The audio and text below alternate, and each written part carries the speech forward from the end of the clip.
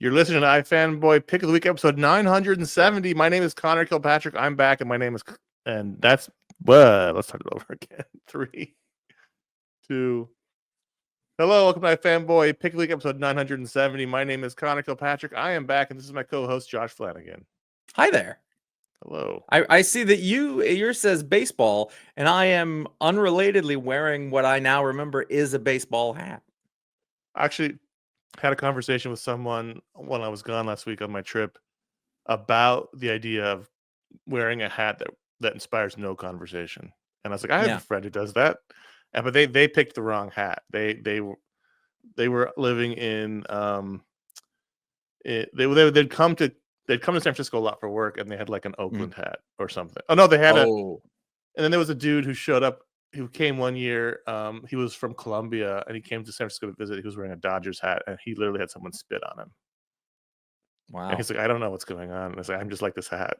So he had to have another Colombian at a bar tell him, you can't wear that hat here, man. I'll kill you. Anyway, welcome to iFanboy 2025. Jeez, I was just thinking of regional sports rivalries. I didn't really. Well, not kill you. Well, they might kill you in San Francisco. Well, they spat at him. I've never even had that happen in wearing a Yankees hat in Boston. Yeah. Anyway, welcome to iFanboy 2025. Guy, it's our 20th year of doing this show and our 25th year of doing iFanboy, and that means every week for 25 years, one of us has picked a book they like the best from their stack of comics.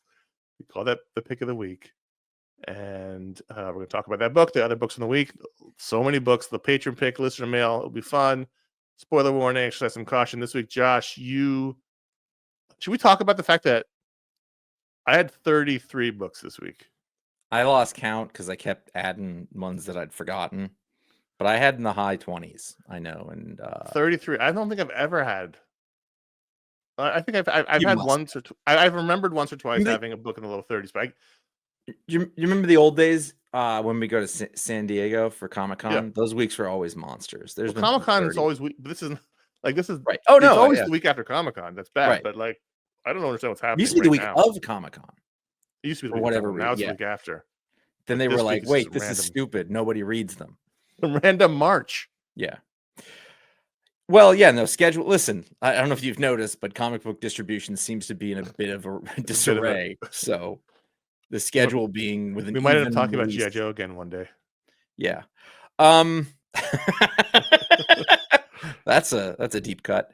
So yeah, no. Luckily, I had some flights, and so I loaded myself up, and I got through everything with some concentration ahead of time. But I was done. However, I do want to preface this show by saying some of the details might get lost because it's literally I think to some of these books it's just a miasma of imagery. Like there's a couple books on the list where I'm like, what did happen in that comic? Because I read so many books in 3 days. And you had Amazing Spider-Man and Ultimate Spider-Man and Absolute Wonder Woman and Regular Wonder Woman. And at one point I was like, wait, which one is this? And you know, that's the case. And this sounds like a complaint. I actually don't remember like reading but I was like, this book's awful. I think there was one I started reading, and that's not for me. Oh, it was the Doom's Disciples or Doom's what? I don't know. I gave up halfway through, but I enjoyed my books. But at the end of it, and I came back and I had to make this list. And I had to make a pick, and I was like, and it wasn't that nothing stood out. It was that I just couldn't remember. So I'm flipping through everything, and I came back to Free for All by Patrick Horvath. You may remember him from the Beneath the Trees Where Nobody Sees miniseries that was with IDW, I think, not Boom. Yes. Last year. And you know, this creator who does everything, writing, coloring, lettering, presumably, in the whole book, you know, and you coming from sort of out of nowhere. And I love that series, and it, you know, all the way through. Like, it wasn't just like the first issue was great. The whole thing was a delight and sort of different than everything else. And so what we have here is a one-shot. And there is a lot to like about this. The basic premise is, I think, that in the nearish future, people who are very, very wealthy are part of a lottery. And if their number comes up, they have to give half of their fortune to the people, to It's like the a general fund that gets distributed to yeah. people. Yeah. And you know, and if they don't, then they have to they have to fight gladiatorial combat to the death. That's it. That's the premise of it. And so like right away, I was like, okay, so this is sort of a political book, but you know, in a Mark Russell style, to be honest with you. Like Yep. that pitch could be straight out of Mark Russell.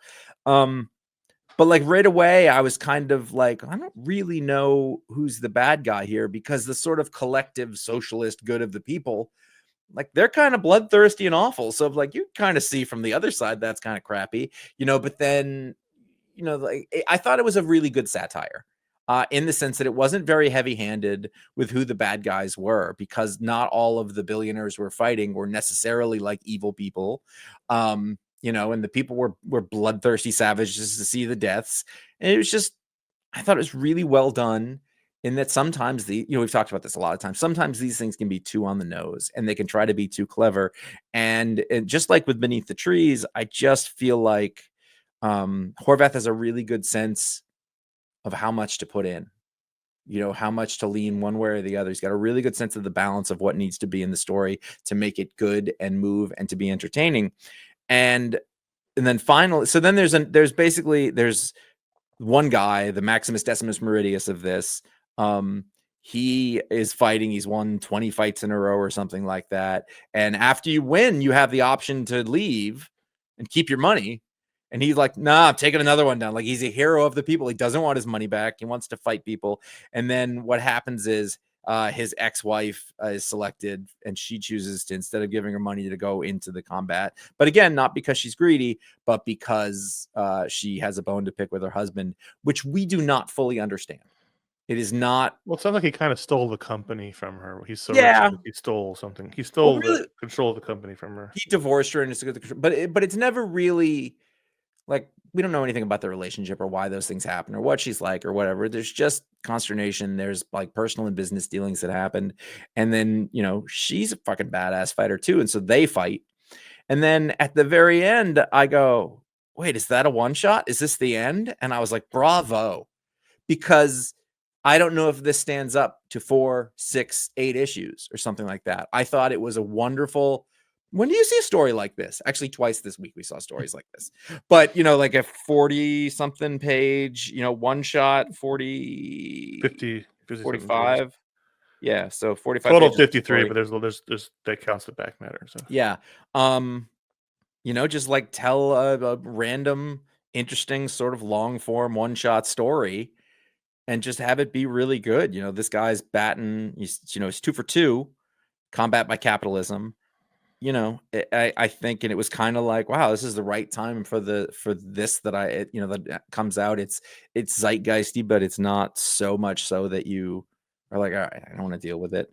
And yeah, I think that when I sort of went back and I looked at everything, this was the one where I was like, oh, this was like the most unexpected, pleasant surprised, well executed, and kind of enjoyable thing. And then really, I don't know how you say you like something, but I was thrilled it was over. I was like, oh, you're just telling me a story. And I get, you don't get to do that in comics ever. And it's always good. It's not always bad, but I thought it was perfect for this.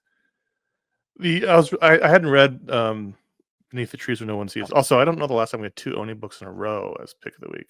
I'm sure it's happened, but I just noticed that last week. Last week it was Out of Alcatraz. This week it's a free for all. Hey, whatever they're doing over there.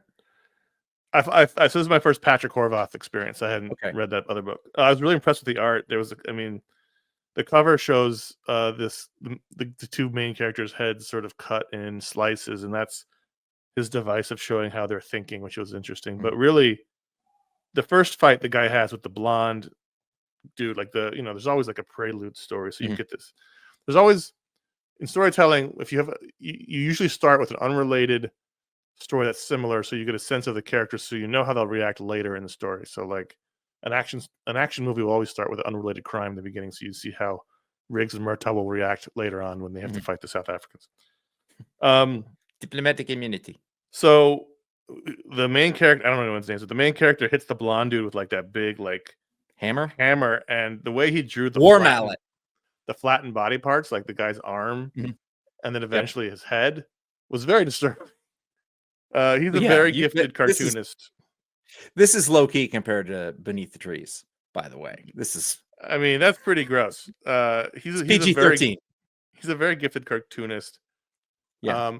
I thought it was okay. I liked it. I didn't dislike it. I liked it. I thought it was a very kind of Mark Russell light a little bit, but I did like it. I did enjoy reading it. I did like you said, the format. I liked that it was a one shot. I like that we got a full contained story in 50 some odd pages and or 45 or whatever it was, and it was good. I mean, it didn't like blow my socks off, but it Sure. was interesting and it was novel. And I just watched Gladiator 2 over someone's shoulder there on the plane, so I was like in the mind space for gladiatorial battles. Um, but other than that, like it was good. It was good. Like I don't have a And ton that's to say about it other than that. and that's fair. I don't think that this was reinventing the wheel or like giving, but it was giving me a thing I wanted at the time, Mhm. and maybe that's just one of the things that made it stand out from all the other, sequential serialized books that we read this week. That were, I it get was it. good books. It's a lot this week, and you get And they were overwhelmed, all and sort of so part of an ongoing thing. And yeah. I genuinely, like, I looked through the list and I was like, what do I have left to say about this, and this that we haven't said? All the other issues that have been very consistent, which is great. Um, And I don't but think you need to apologize for it at all. I no, I'm think not. it was certainly interesting enough to be pick of the week. I'm working through my thought process on it, but also just like, now Horvath is become, and you really should read Beneath the Trees. It was really one of the best things that came out last year in terms of just a completely different thing from a brand new person. But like, Mhm. a lot of times a new creator will come along. I mean, obviously he's been doing something because he's got basically a mastery of the comic book storytelling format. Sure. Like, this doesn't, you have to work your way to this. This isn't, you don't come out formed like this. So I don't know where and how, but it's kind of a fully formed creator who understands the process, and not even like, a lot of times people will be new and they'll come in, and a lot of times they try to do too much. We say this a lot. Mhm. They've got all these ideas. We just what was the book 2 weeks ago? That was the patron pick, and we're like, too much here. The Dennis Oh, Can, the assorted crisis events. yeah, Yeah, and it's like, yeah. I've got my chance. I want to do all this stuff. And this guy comes in, and I've seen two things, and as far as I can tell, that's it. Unless there's some really small press stuff, I'm you sure. I'm know. sure he came from somewhere. Yeah, no. Like, he's got some like short film credits on IMDb, but just really knows how to do the balance right away. Like, you're this, I don't see, unless he doesn't want to, this person's going to rise in terms of, Well, the it's not a mainstream style, which doesn't mean he no, can't do but neither mainstream was work. Jonathan Hickman when he first came out. Yeah, so Patrick Horvath is an American film producer, writer, and director, and author of the. So this is like his second comic work. Yeah, which makes no sense to me. Like, at least if it's somebody from like somebody would come in from ah, what's her and Helen of Windhorn, Mhm. you know, Bill Quievely. yeah, like, we've never heard of her, but she's from a different country, so she did work there that we never saw. There's a lot of Mhm. things like that. Europeans will come in and like, wow, this person's great. Well, yeah, but they've been working on 2000 AD for 8 years. I don't know where this comes from. It it vexes me. I'm greatly vexed. Well, we had a second um, one-shot tale this week from this one from a veteran of the Yeah. medium with the kids from Image Comics and Ninth Circle, which is Garth Ennis and Ram V and Marguerite Bennett and Joe Pruitt and Adam Glass's company. Garth and a couple of Slavs, Dalibor Hayek and Devin Bartolik. Um, this was weird. I'm kind of surprised you wanted to talk about the A and B that you wanted to talk about in the second slot, but Um, I thought it was probably too disturbing for you. so I read all my comics on a Interesting plane. idea, though. Interesting Well, I idea. read all my comics on a plane, right? And I Yeah. got to this and I went, I don't think I can open this on the plane. I didn't even know what it was. I just knew it's Garth Ennis. It's a one shot. There's some stuff going on. Again, I think the format, it's almost exactly the same Yeah. as the previous book we talked about. It's a Garth Ennis book. I'm gonna read it. A single story. You know what? If a long one shot book is going to become a new format, I am all for it. I think that's great. This I kind of liked this. Mhm. This felt like the more cynical Garth Ennis side that I don't enjoy as much. So There's here's there's a there's a stra- there's a strat not a stratum. There's a continuum for Garth, Mhm. and this felt more closer to like the Avatar horror stuff. Not just Yeah. because the story's horror but it just felt like there's a cynical gleefulness Yes. to the action here that I don't But it love wasn't as much. funny. No, that's Like, what I it mean. wasn't yeah, it wasn't trying to be it wasn't satirical. It kinda was, but it was The very story here is dry. that Yeah, one day everyone wakes up and every baby and toddler is suddenly they're adult size, but they're still the baby or toddler mentally. And right, so you've and got basically these monsters yeah, so it seems running like around. zombies who can't communicate and are only, They can you know, barely walk because they don't know I how. I think it's in here they call them bags of want, Yeah, they can't which is what talk. a They baby can't is. like they can't think. Like they just imagine the toddler, but human, like full human Right. size, and that would be like a disaster. And that's what this is a However, disaster. they've also gotten haircuts somehow. Right. So, Right. no. Well, they have. And yeah, so there's this family, and they're happy. They put the baby down. They've got a slightly older son, and they're having a good time together. And like literally, I think on the first page is like, oh, what's the word? How lucky are we? Yeah. I know. And then there's a weird lady across the street who sits out on her lawn smoking cigarettes and drinking every night, and they call her the witch. And so basically, it's at the beginning. It seems like there's a zombie book because there's these weirdo naked people everywhere. I figured it out very quickly. I Oh assume, yeah, I think yeah. it's I don't fairly think it's obvious. supposed to be a Once secret. the main shot of the guy caught up in the crib, you're just Yeah, like, okay, well that's the baby. but nobody in the story did. It took No, everybody in the story a really long time to figure it out, which right. was Well, they probably the stabbed one of them. yeah, no, yeah, and they're killing them left and right, so it's violent in that way. The lady like saves somebody by stabbing a baby in the back, and then really the argument is just like she's like, I don't care about kids. Everybody has told me forever that you got to have kids, and it's the best The thing. witch And lady, the old yeah, witch the lady. Yeah, witch yeah. lady, and I was like, who's the author here? And what I think is that the author is both people here. I think Yeah. the author is making the arguments and thinking it through. Um, it's a self-contained story. It's it's an interesting kind of horror story that seems really obvious that I've never seen before. So I think that I enjoyed it for what it was more than like I loved it, but I was like, that was a different thing for me to read from a guy whose work I know very well. Hmm. And I kind of liked what they were doing with it. It was just a different approach to this kind of and again, like this format to have it happen, twice giant size, whatever, but original stories. Yeah. I'm trying to figure out if I liked it but didn't enjoy it, or enjoy it but didn't like it. It's one of those two. Mhm. I can't decide which one it is. I respect it. I thought it was well done. I thought it was a great idea. The ending ends in like a Twilight Zone esque kind of twist. It leaves open the idea that maybe this woman was a witch, or she wasn't a witch. Maybe she Yeah. caused it, or maybe she didn't. A lot of unanswered questions, which I'm totally fine with in a story like this. Um, I don't know. I either liked it but didn't enjoy it, or enjoyed it but didn't like it. One I'm of those two. glad I read it. I'm glad that it existed. Yeah. And that the fact that I have to think about it, and again, we just talk, like Garth Ennis can tell a comic book story, and this isn't necessarily the greatest artist that's ever been on it, but the No, artist did that's the fine. job. That's totally fine. Totally creepy, like they're not monsters, but they're mindless beasts more or less. They're There's something about lumbering. I mean, like people always make fun of kids like they're drunk Mhm. adults. Like, but imagine they were like 6 feet tall and as strong Yeah, as it, and and when apparently never missed never missed a gym day. They're not all and ripped, but they're not. They're yeah. pretty. They're strong. Kids are strong. And For they're angry, like, because they don't have any control over anything, and they right, get frustrated, and they have no emotional control, and they right, don't know what's going on, and so they're scared and angry, and they lash out, and, like, they're trying to say, "Well, mom," like, but they can't, and right. so, I don't know what the age cutoff is for I this. I do like you said earlier that this is a different format. Mhm. That we had two of them this week trying this out. I don't believe like this is like a revolution happening, but it's in. No. I like that people can do different things and try different things, and Mhm. they can be, comics can be different, and I think that's pretty cool. Yeah, and they were so locked into the way that things are done, like, everything has to be this, and it doesn't. especially now because this is magazine format, isn't it?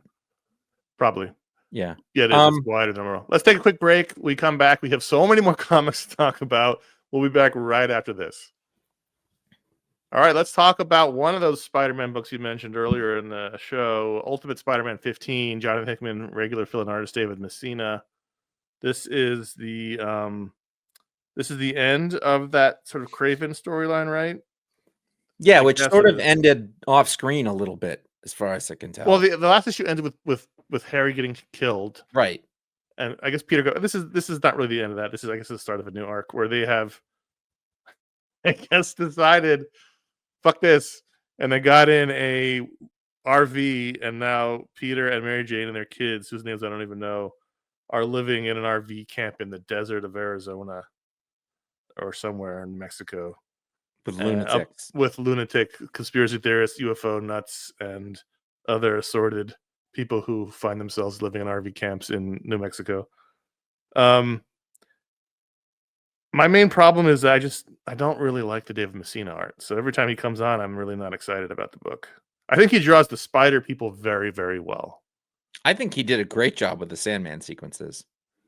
Yes, I think he does. I just think he does the people badly. I hate his Mary Jane model. I think his Mary Jane model changes from panel to panel.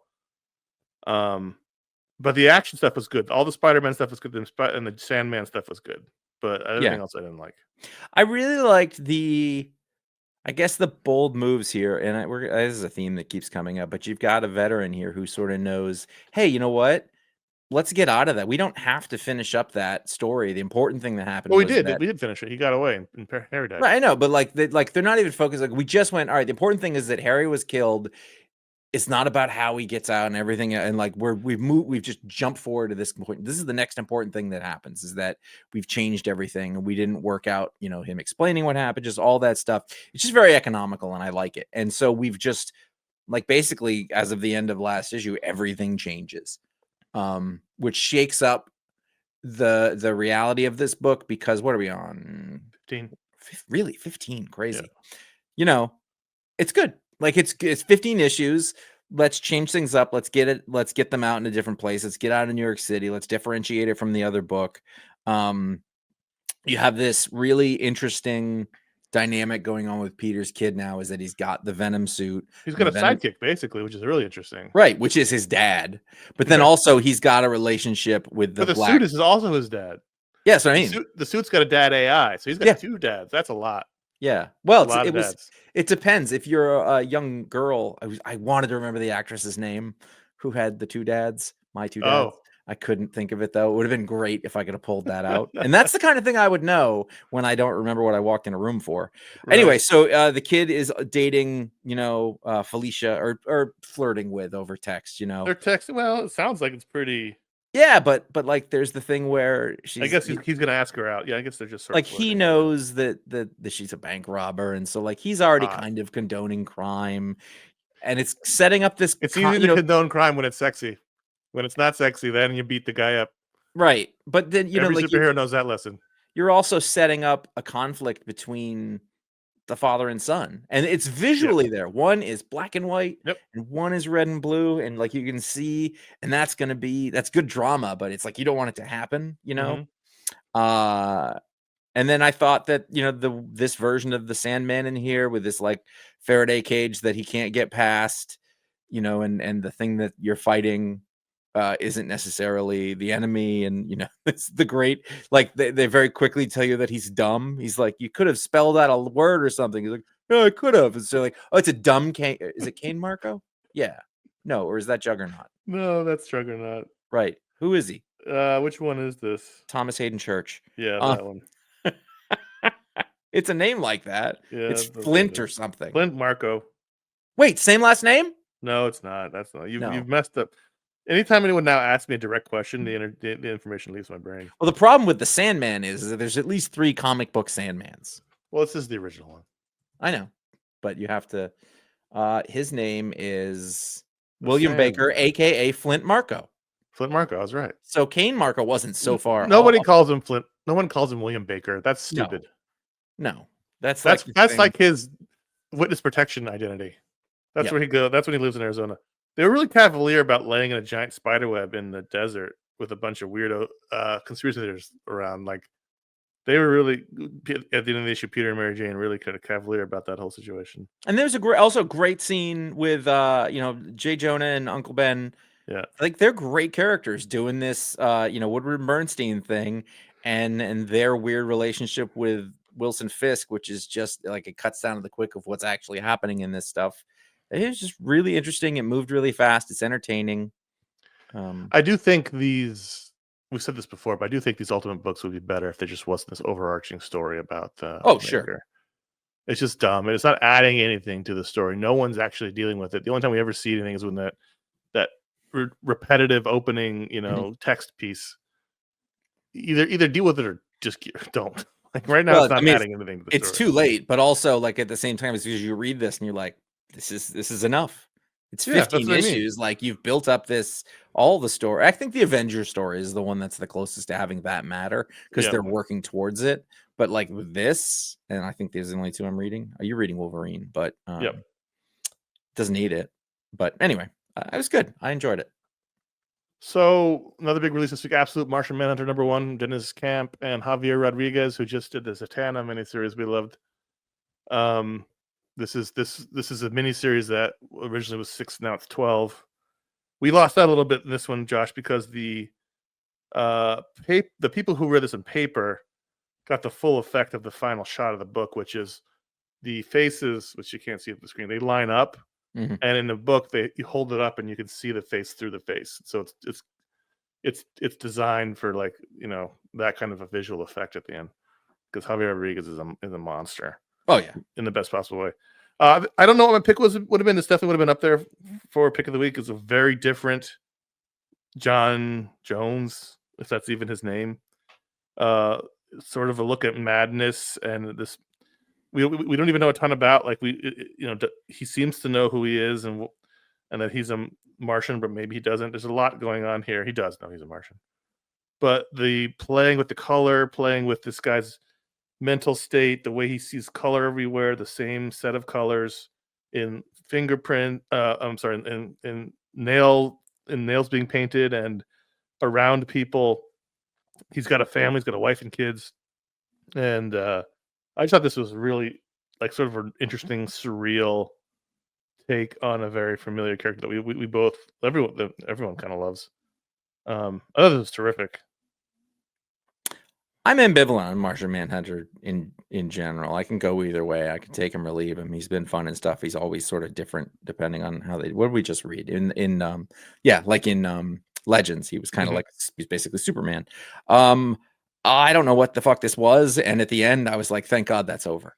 Well, I loved this. I can tell, and like obviously Javier Rodriguez would be the draw, and it looked great, but I just didn't know what I was reading, and I didn't end up caring about it at the end. I just, like you said, surreal. I don't do well with surreality, so that explains it.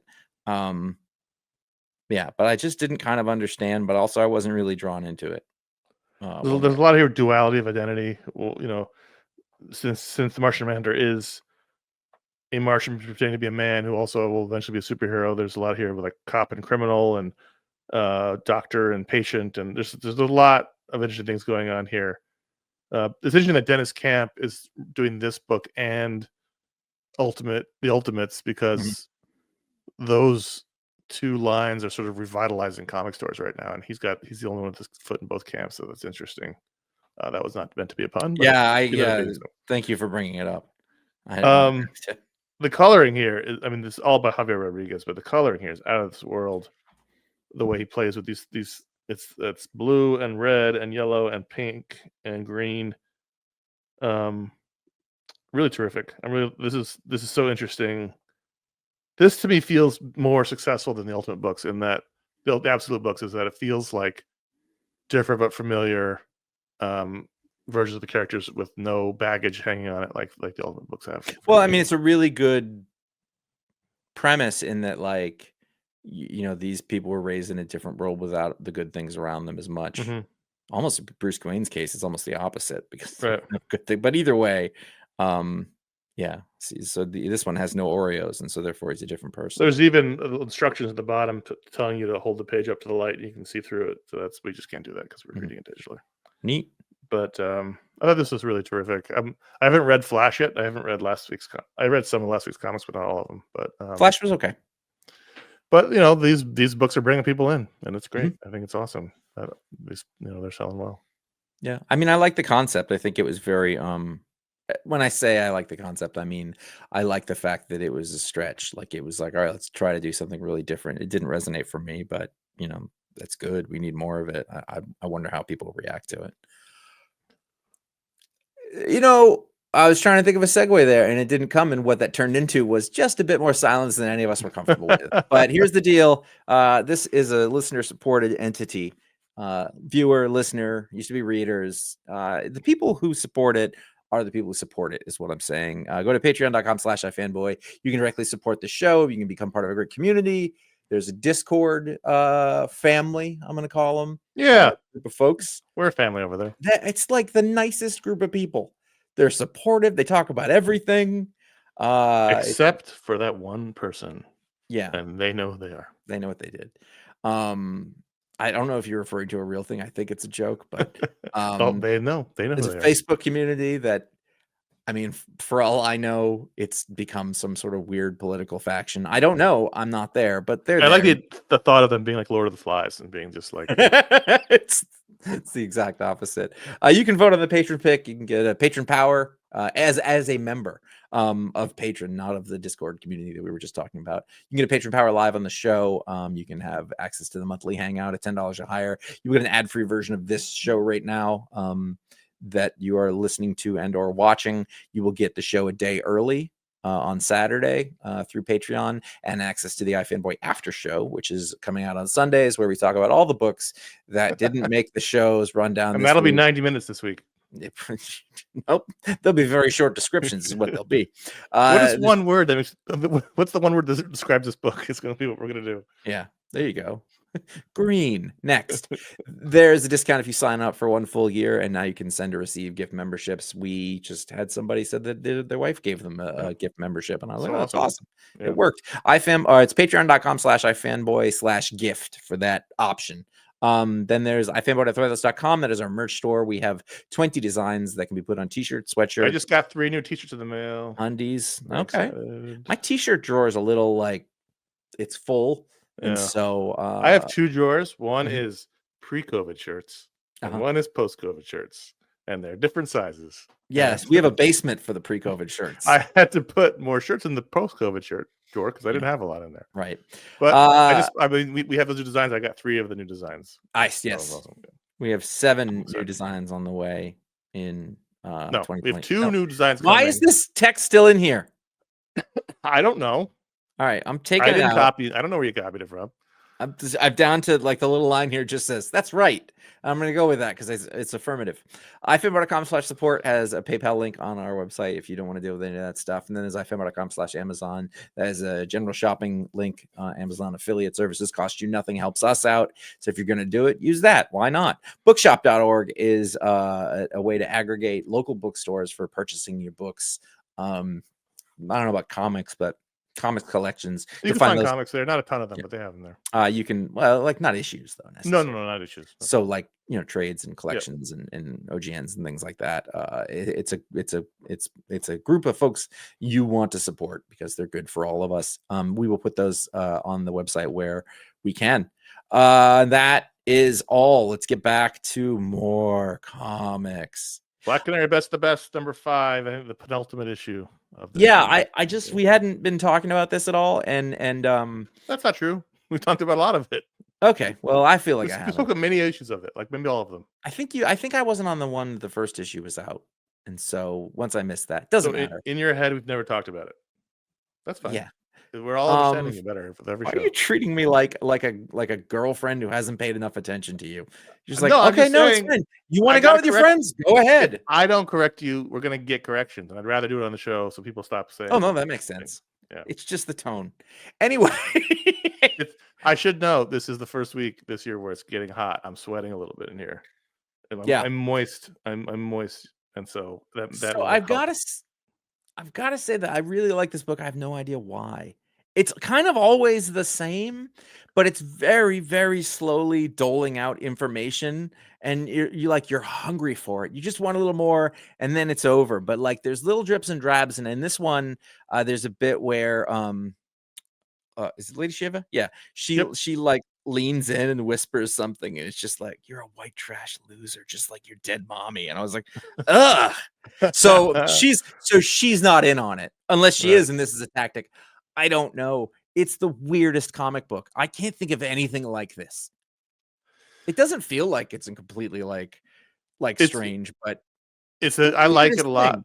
The I art's like it a lot. a tour de force in Oh, art, but Ryan Sook. um it's totally not continuity. And if nothing else, so the Bronze Age Black Canary, and before that, she had short black hair and wore a wig.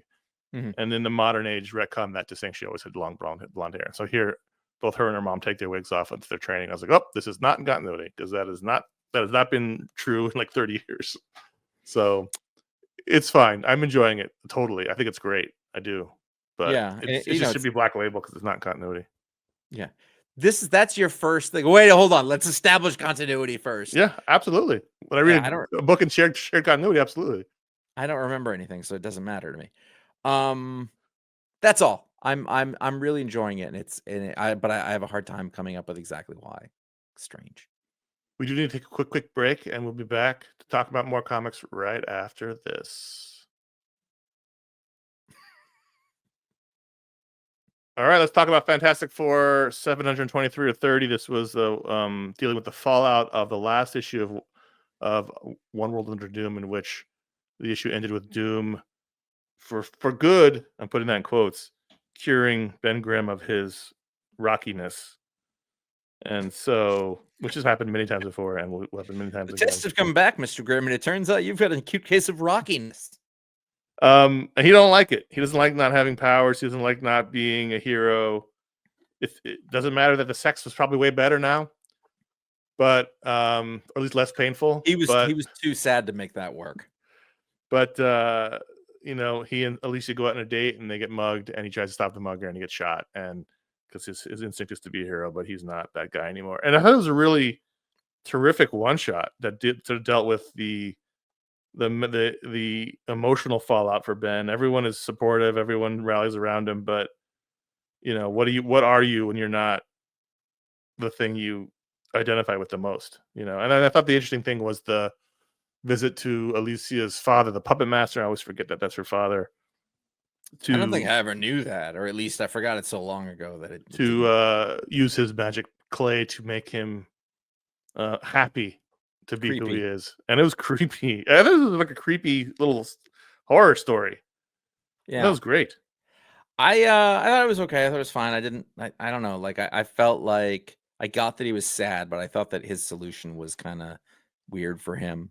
Um I will say like this whole little storyline has put me in mind that like, oh yeah, like the thing used to be that he didn't want to be a big rock person, and that changed at some point. Like he found joy with Alicia and having his Mhm. family, and now like, well, it's who I am. Like, Right. I'm the rock person.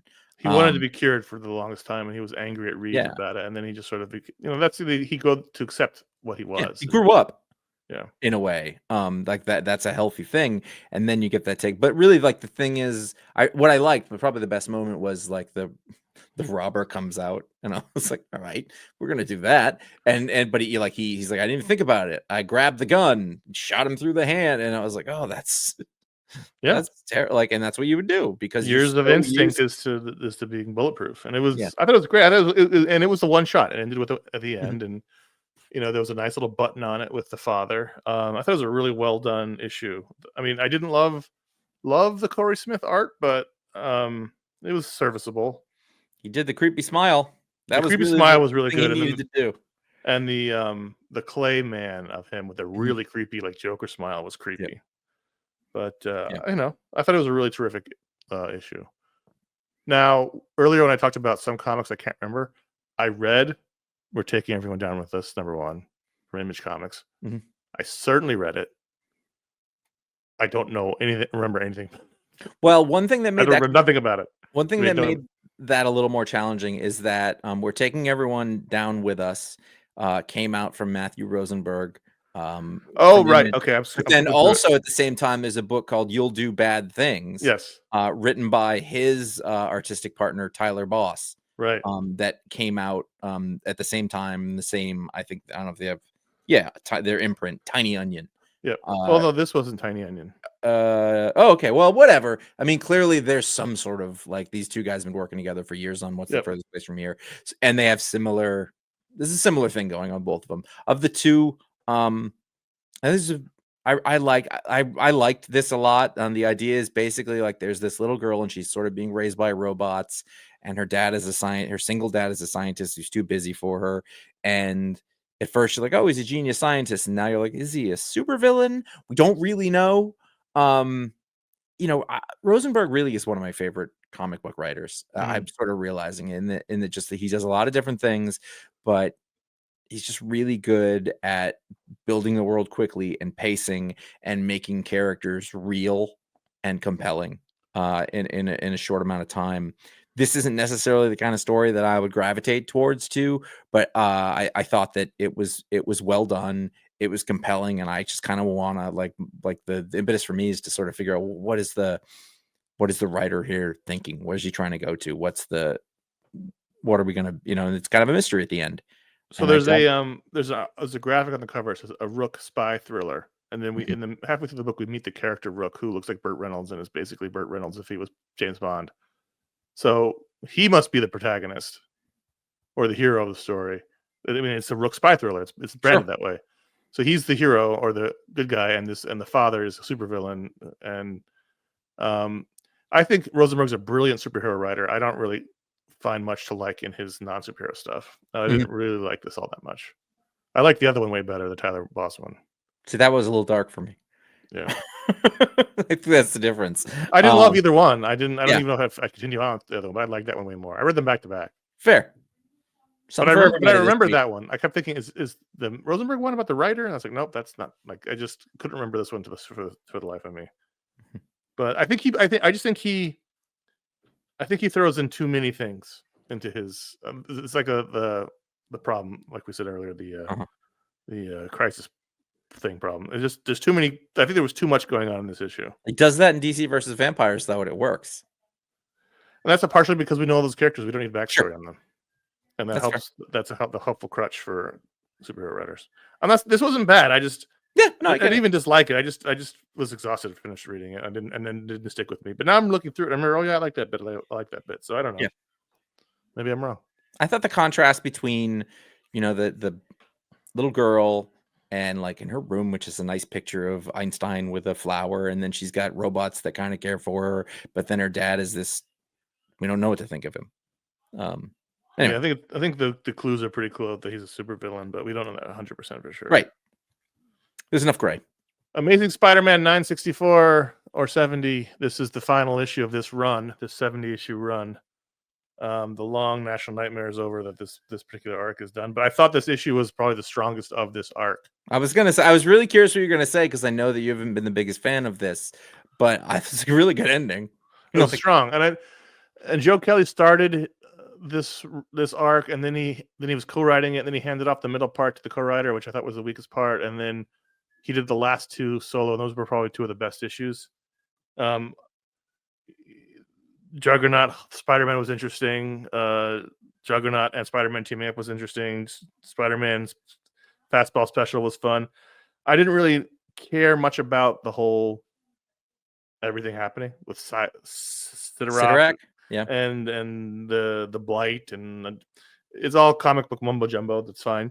I liked the choice that But the character Sidorak choice is what made it what good. Sidorak did at the end, and they Yeah. were like, no, he's sad.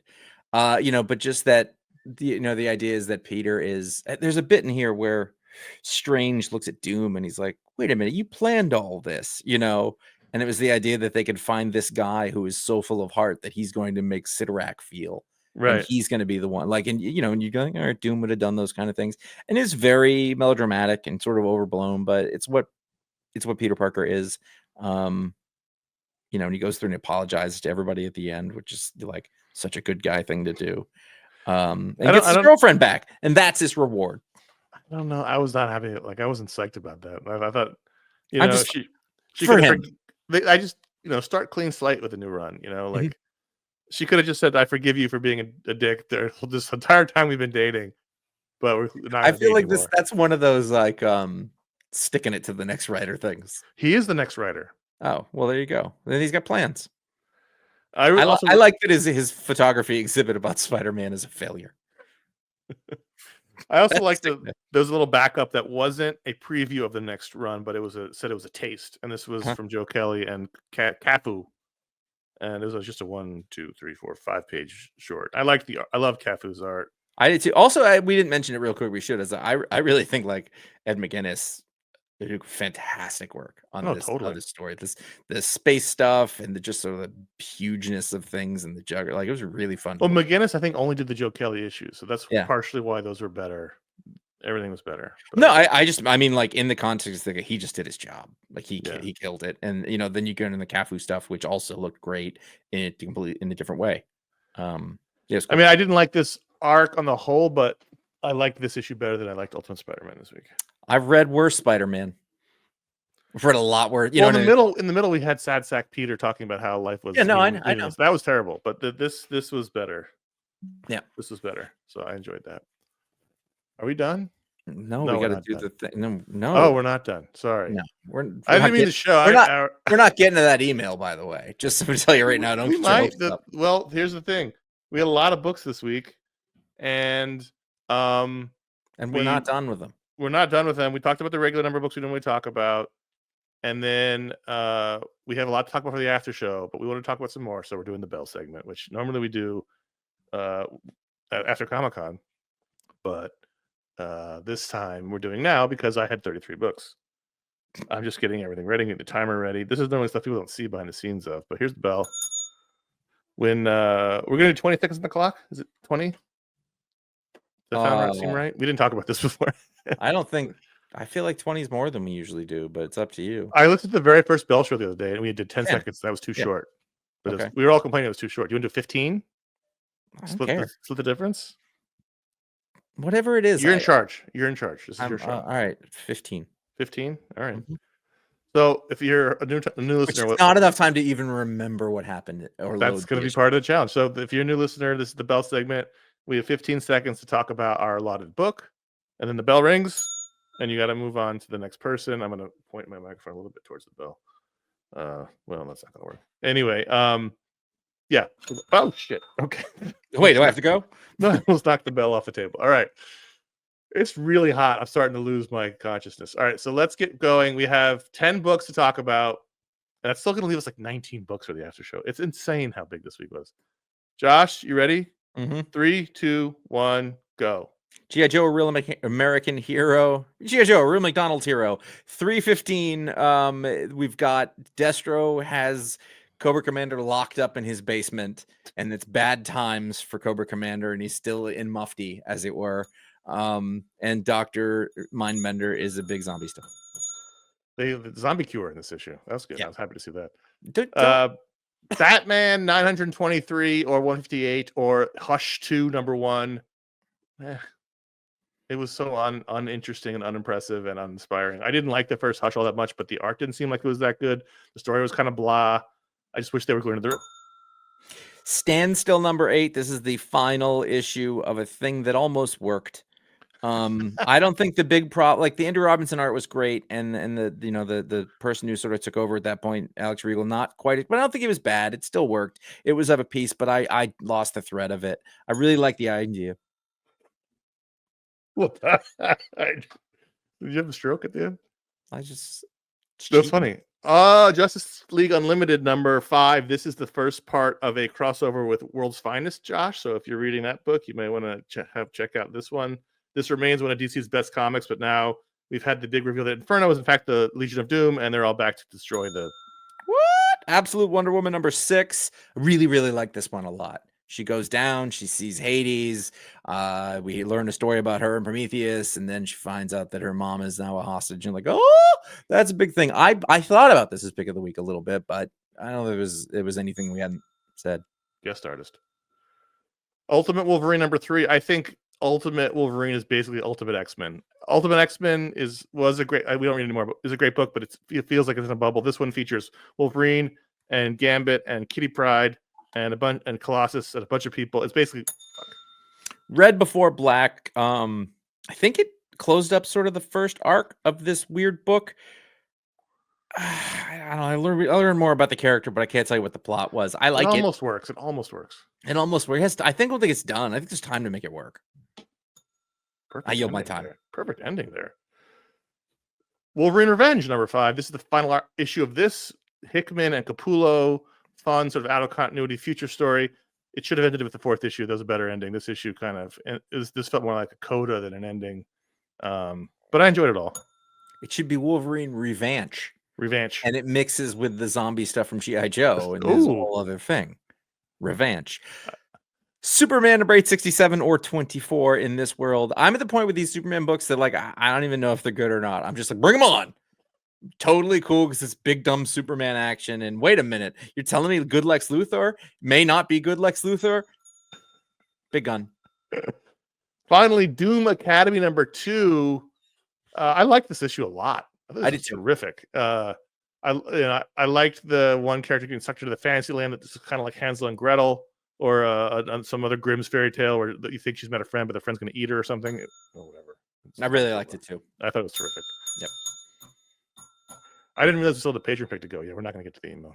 That's what I was saying. I thought we'd done the. I don't know. I'm really a savvy producer. It's hot, dude. You said. Those are the books we want to talk about. We have 19 more in the after show, so if you're a patron, you can look forward to that. But in the meantime, the patrons at patreon.com/iFanboy all vote to add a book to the rundown. I should take this down. And that book this week, by an overwhelming not overwhelming, but pretty solid margin, was Godzilla versus Fantastic Four number 1, the third Godzilla book we've had this year. Written by Ryan North, pencils by John Romita Jr., inks by Scott Hanna, colors by Marcio Menes, letters by Travis Lanham. This is the first in a series of versus Godzilla books. There's going to be Thor versus Godzilla and other people versus Godzilla. Jason Aaron's doing the Thor one. I'm looking forward to that one. So we didn't like the Godzilla heist book.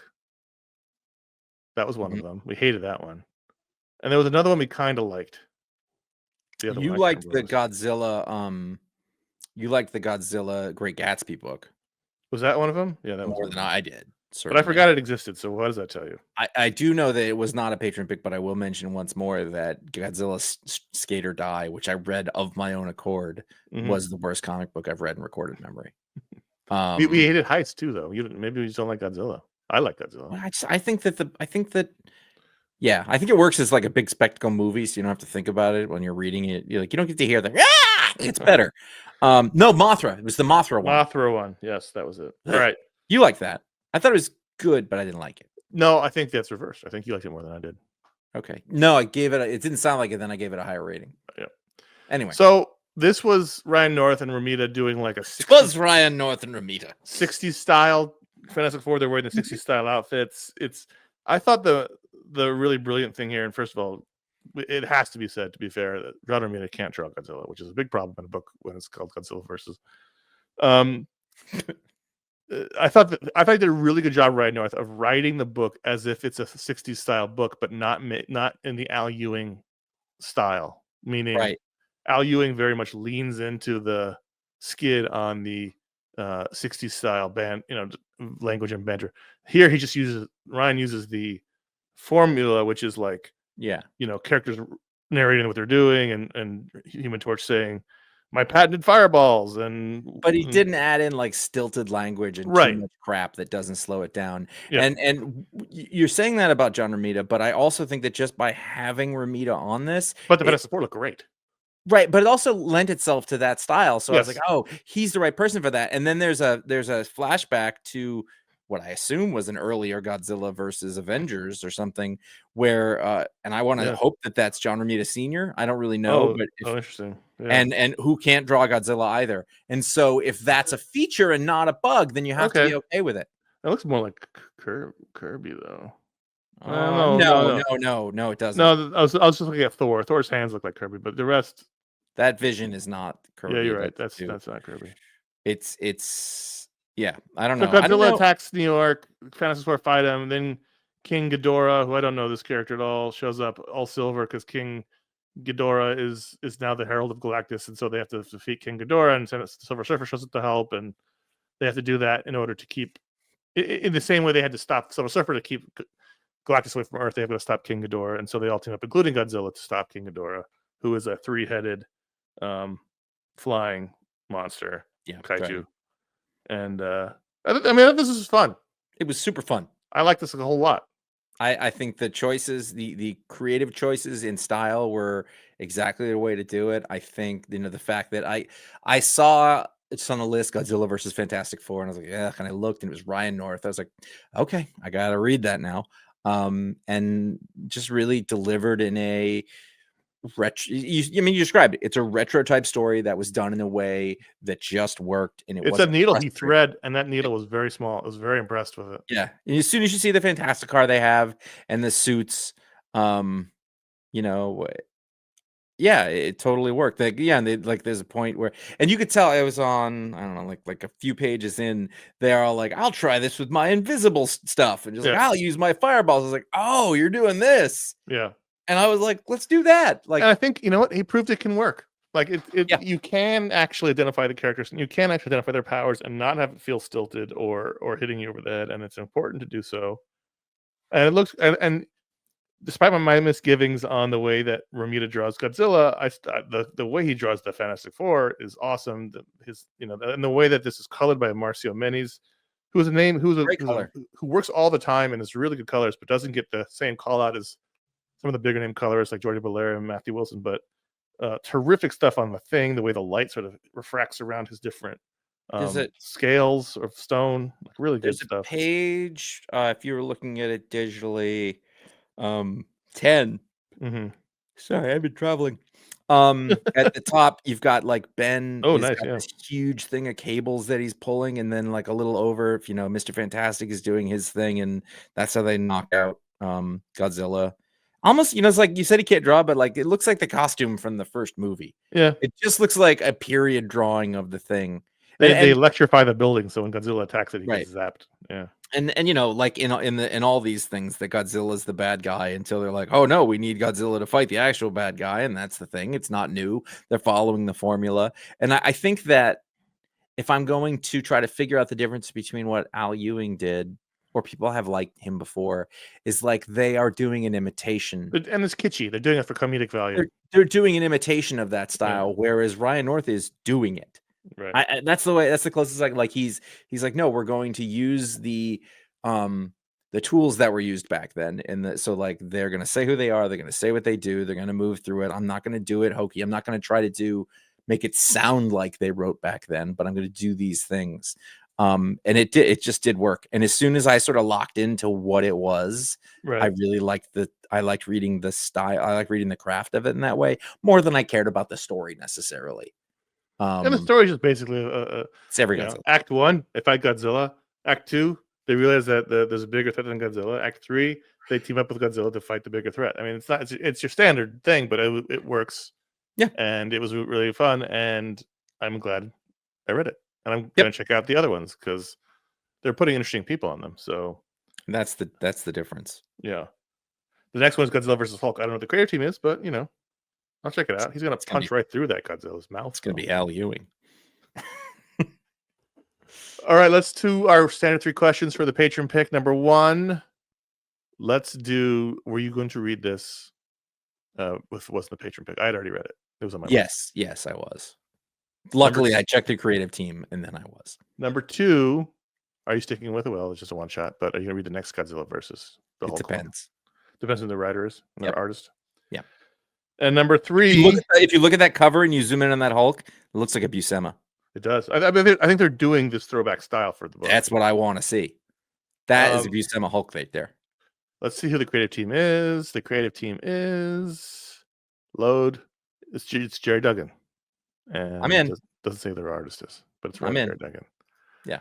I think I'm gonna read all these Hulk one shots. I mean, all these Godzilla one shots. Jerry Duggan and Giuseppe Camicoli. Oh, damn. Yeah. Yeah, I'm good.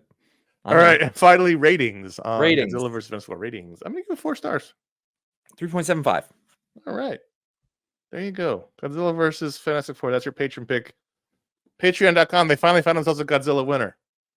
Now the Godzilla voting block can chill and focus their raid games other places. Because now they think they've made. They're like, they kind of like that one. Now they're gonna get like something's gonna have to pull them back. A very specific reason. Yeah. Patreon.com/iFanboy is how you can. Whoa, that's the wrong button. Vote to add a book to the rundown. Thank you very much. But if you give the $5 or higher level, you get a superpower live on the show. It's called the Patron Power. And this week's patron recipient, it seems like a robot. Yeah. Yeah, that's definitely binary. We've got Secret Agent 00011. Whose power, and this is good because he's a robot. It's undercutting my thing here, but let's just assume maybe he's not a robot. Maybe he just likes. That's a nickname or a secret identity. Consumes visual media at 2x speed, but has all the same appreciation, comprehension, and enjoyment. But he can suck it in faster. It's more of a time saver because we are very much on the record as being very much against people listening to podcasts at 2x speed. Yeah, but it's not. He's not experiencing it 2 times fast. He's like the Flash. The information hits his brain in a different way. Yes. So to him, he's watching at regular speed. But yes, exactly. Everyone around him is 2x speed. But he's saved. He can watch it at regular time with other people. But if he's got stuff to get through, it's 2 times. It's 2 times as fast. Let's not worry about the practicality of how that gets played. If I'm sitting next to Secret Agent 0001111 on the couch and we're both watching a program, am I seeing it at regular speed and he's seeing it at regular speed, but he's actually seeing it at 2x speed? Nope. In that instance, he's able to enjoy it at the speed with other people around. Oh, but if I wasn't around, it would be playing at 2x speed. Or he could. Yeah. Let's just say that he's got a way to play. Is it a magical thing, or does he have to go to the remote control and hit fast forward? I don't know. What That's fine. That part doesn't matter. That's not the point. I don't care about the technology. Secret Agent 00011 is saving time. Saving time, but losing nothing. I was gone for a week, and I came back to a disaster of TV shows I had to watch. Just don't watch anything anymore. I can't. It's too much. I watched The Pit, and then I watched Friends, and now I'm watching ER again. It's too hard. Patreon.com/iFanboy. Thanks for being a patron, Secret Agent 0001111. We appreciate you very much. And so I think we can do this next question fast. Oh, you son. Don't you think so? I just got back from a trip. We're under right now. Philly says, remember, or wait, I don't know why I would say remember. After watching the season 3 finale of Invincible, I've been thinking a lot about creator-owned comics getting adapted to other media. Remember in the mid-2010s when you would log on to social media and each day a different creator would post a screenshot of a Variety or Deadline article about their book being optioned into a movie or show for some streaming service? It feels like only a handful of these actually got made, and then an even smaller of those were successful enough to have more than 1 or 2 seasons. I guess my question is, do you think that era is over? Have streaming services moved on from thinking that creator-owned comics are an untapped gold mine of IP? I recognize that boring answers are 1, tons of things get optioned to TV or movie and never get off the ground. And 2, streaming services don't actually make money, so producing these big budget epics isn't feasible for a long term. But man, I would have loved to see a Black Science or Scalped show. Well, I mean, the answer is the boring answer. It's 50% the boring answer, which is yes, tons of stuff gets optioned that never get the light of day. That's why it's called development hell.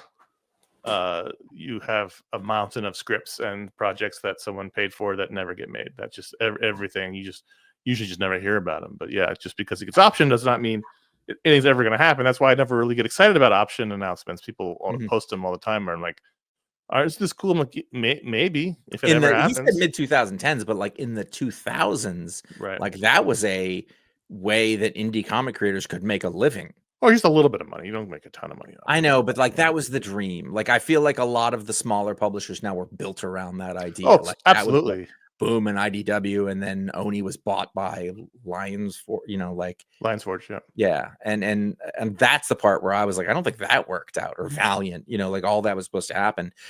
That said, at the same time, like I feel like a lot of that stuff did get made. We should mention. I lost track of how much stuff came out. Yeah, I don't even watch most anymore. So we should mention also that most of the streaming services are profitable now. So in the email, he said they aren't, but they are. they're not hugely profitable, but they are starting to become profitable. So that's not. And the thing is, these shows are expensive, and the streaming services are turning away from these huge epics. I really do think that the Mark Miller Netflix deal and the first show out of the gate bombed so spectacularly, probably scared people off from What was the making. show? It was Jupiter's Legacy. Oh, see, I kind of like. I remembered there was something, but I forgot what it was. But like, I mean, just like off the top of my head, I'm thinking like, all right, well, there was an Umbrella Academy, there was Jupiter's Legacy, there was the Jeff Lemire, Oh, there's tons of them. There's Sweet Tooth. Sweet Tooth. Like, I've lost track of how there were so many. Yeah. There's Kid Usagi. There's, I mean, I like to say like that it doesn't seem like they got off the ground. I was like, I feel like a lot of them did. Yeah, and that's probably a good batting average for, again, the amount of things that actually get made when something's optioned. If you're talking about books being optioned or articles, it's just these are these are things that sometimes they don't get made. But like The Boys, I mean, The Boys is a hit. Like, that's like Boys is a huge hit. There was I'm just trying to find a list here. Happy, yeah, that book Happy got made. iZombie got, well, that was a streaming show, but still that got made. Lucifer, the Umbrella Academy, Doom Patrol, Peacemaker, Krypton, Legion, Preacher. I mean, a lot of things got made. They made a scalped. No, I don't think it made it past the script. I have the script. I have the pilot script somewhere on my computer. A friend of mine was working at an agency and he came across it and he sent it to me. It's just the nature of the beast of entertainment where things get optioned all the time but don't get made. And I think there's less of them because I think the economics have changed. The economics have changed. So in the quest for profitability, which again most of them are now, they're doing cheaper shows. They're doing reality shows. They're doing the gourmet cheeseburger, as they call it on Netflix, the thing that looks high end but is for everybody. Mm-hmm. So that's why you get Love Island, or not Love Island, Love is Blind, or The Floor is Lava instead of Black Science. Mm-hmm. That's why something like Shogun was so crazy, because they spent so much money on it. It wasn't untested because it was huge. Deadly Class. Deadly Class was a show. It was a great show. A lot of shows got made. Most of them didn't do that well to justify the cost. These shows are expensive. Can you imagine how much it would cost to make a Black Science series? Fucking expensive. It'd be cool if they did an animated style. And not all people are going to watch it. It's just that's just the reality of it. So, crime works. Stuff works internationally. Works. Superheroes are tough. Comic book stuff is tough. But The Boys is a huge hit. So I think they'll never stop trying, because if they hit on The Boys, then they're gold for a while. I think that. Yeah, but you get a lot of bad, like, people trying to recreate The Boys, and it's like, well, that's what I mean. But at least the shows that you can still make The Boys is also the most unique one in that it's way better than the comic book. Like, everybody I know is like, oh, that was much more successful. I didn't even like the comic book. We liked it in the beginning. We started on it very quickly, but yeah, right. But that's what I'm saying, and it did the comic book better than the comic could. That never happens. But I think that if you're talking about the mid 2000s, 2010s, or whatever, like, there's just so many more outlets. There's so much content that has to exist that more of this is getting made than ever, but you don't even notice it. It comes and goes. And so therefore it also has less of a chance to catch, so, you have to, like, they'll take their shot, but it's a much farther and more difficult shot. It's just a complicated melange of, this is the way it works, cost being an issue now, and a bunch of high profile failures. I mean, Netflix paid so much money for Mark Miller's library, and they made one show. And it failed so badly that they didn't even try making any of the other ones. They just wrote that deal off. It was great for Mark and great for his collaborators, because he gave his artists all pieces of the deal. Mm-hmm. But they made one show, and it cost so much money, and it failed so spectacularly they didn't even try to make Huck or Starlight or any of those other shows. Do you think that they never saw the Wanted movie? that was really successful, so it's a dumb joke. I don't know. It's just hard. These are not cheap shows, So they really got to. It's much easier to greenlight another spy show, because it's all just people running around in the city. And Mark was trying to get them to, like, he called up Netflix and he was like, "Shoot these motherfuckers," he says. Huh? I'll stop. That movie was bad, but yeah, it's just it's tough. It's tough. The economics aren't tough, and the market has completely changed. In 2010, the streaming services were spending like drunken sailors to try to get people to watch, and now they don't have to do that anymore. They're still spending like crazy, but they don't have to. But back then, it kind of didn't matter if people watch things or not. But even then, stuff was canceled. Yeah, Sandman will get one more season out of it, and that'll be it. Hopefully it does. Or I don't know if they've already said this is the final season. I want to see it. How's that? Yeah. We want to hear from you. The letters with the questions. Contact at iFanboy if you have a question for our Mediasplode show. Put Mediasplode, shockingly, in the subject line. Connor, tell us what's going on. Yes, I don't know if these numbers are accurate, so I'll just say in the past month. I think they are. Yeah, are they? Okay, well, in March, we had the Mediasplode talking about the Oscars and stories about walking out of the movies when we didn't like a movie. And then a week after that, we had our Booksplode. Josh and I talked about Legends, the Lost DC event post-crisis. And then 2 weeks ago, we had the special edition of Watchmen Chapter 2 review. Ryan Haupt and I did that.